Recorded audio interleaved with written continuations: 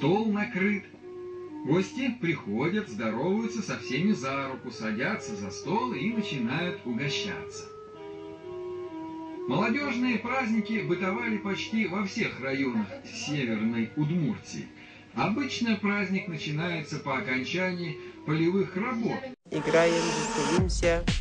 Стряпают перепечи, табань, ставят специальный квас. Бокал, правда, могут осушить только пары. Девушки не пьют.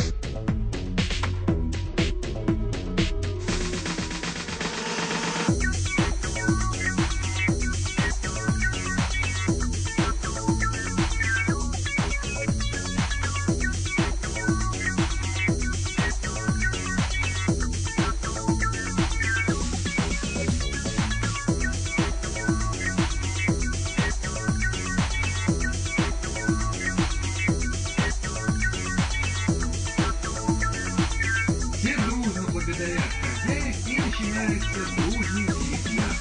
На этом празднике молодые парни часто высматривали себе будущую жену. Молодежь соседних деревень знакомилась друг с другом.